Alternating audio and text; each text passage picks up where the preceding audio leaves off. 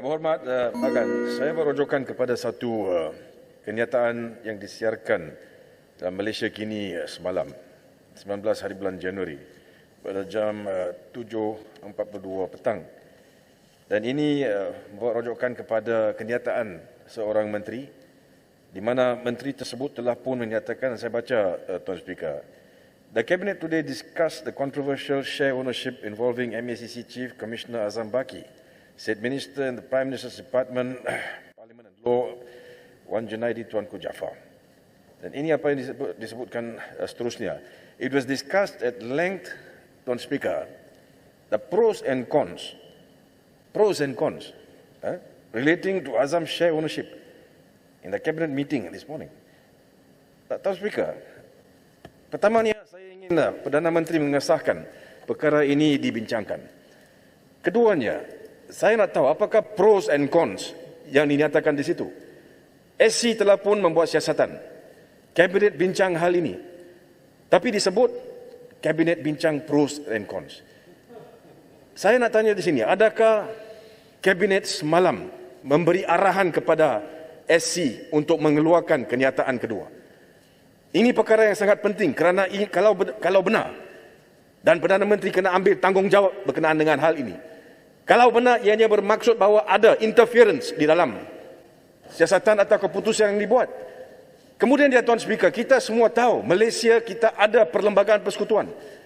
Artikel 145(3) menyatakan dengan cukup jelas bahawa yang diberikan kuasa untuk mendakwa seseorang menimbang satu kes untuk buat keputusan ada atau tidak pelanggaran undang-undang, itu terletak haknya di dalam tangan atau budi bicara Peguam Negara.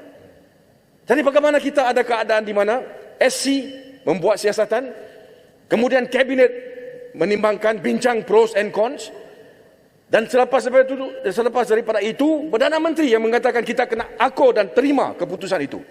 Apakah berlaku kepada tugas Peguam Negara? Adakah Peguam Negara diasingkan?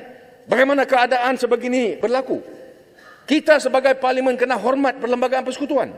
Kalau kuasa diberikan kepada Peguam Negara, Peguam Negara kena buat keputusan berkenaan perkara ini. Perdana Menteri dan Kabinet tidak ada kuasa untuk menghalang ataupun melalui Peguam Negara. Saya mahu tahu. Perdana Menteri kena jawab soalan ini kerana sekarang bukan saja di Malaysia, Tuan Speaker, seluruh dunia lihat kepada kes ini. Dilaporkan negara-negara lain. Kita tidak mahu perkara ini dijadikan bahan perbincangan di luar negara. Khususnya di mana Perdana Menteri membuat kenyataan begitu. Adakah Perdana Menteri tahu, Tuan Speaker, bahawa keputusan SC dalam surat yang pertama, mereka kata tiada keputusan konklusif. Tiada keputusan konklusif maknanya tak tahu ada pelanggaran atau tidak. Kemudian beberapa jam kemudian, the next day, selepas Kabinet meeting, kenyataan keluar. Tidak bersalah. Apa ini? Apa kerajaan ini? Perdana Menteri yang lemah, langsung tidak ada pendirian, tegas, minta untuk satu siasatan. Dan kita bincang berkenaan dengan dana. Dana yang berbesar berkaitan dengan banjir. Tuan Speaker, saya rasa isu transparansi cukup penting. Saya sokong apa yang dibawa oleh Bagan. Saya minta Perdana Menteri datang balik petang ini, jawab soalan ini. Kita semua mau tahu apakah jawapan beliau. Terima kasih.